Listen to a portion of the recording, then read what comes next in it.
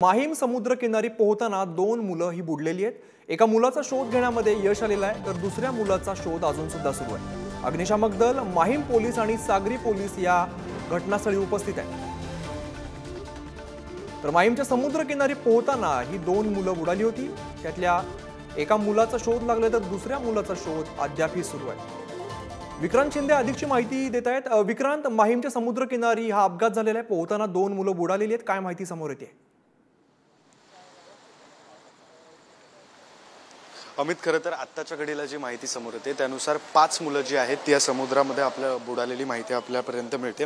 खरं तर ही 5 मुलं बुडाली होती, त्यापैकी दोघांचा जो शोध आहे तो तात्काळ लागला आणि त्या दोघांना घरी सुद्धा सुखरूपरित्या पाठवण्यात आलेलं आहे। मात्र त्यानंतर ज्या दोघांचा शोध घेण्यात आला त्यातील एका मुलावर उपचार जे आहेत ते हिंदुजा रुग्णालयात सुरू आहेत, मात्र एकाचा उपचारादरम्यान मृत्यू झाल्याची माहिती मिळते। खरं तर आत्ता सुद्धा आपण या माहीमच्या किनाऱ्यावर पाहू शकतो की जे लाईफगार्ड आहेत, स्वयंसेवक आहेत, ते आत्ता सुद्धा इथे उपस्थित आहेत। मात्र आता शोध मोहीम जी आहे ती तात्पुरती थांबवण्यात आलेली आहे। त्याचं कारण असं की समुद्राला भरती आलेली आहे आणि अशा वेळी शोध मोहीम करता येत नाही।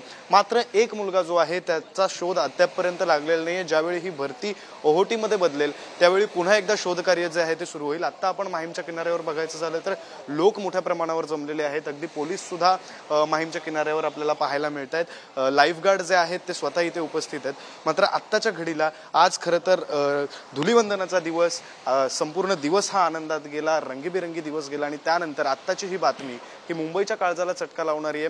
कुठेतरी धुलीवंदनाच्या दिवसाचे हे जे रंग आहेत ते आता उतरलेत असं म्हणावं लागेल। अमित, निश्चित विक्रांत, धन्यवाद या सगळ्या माहितीसाठी।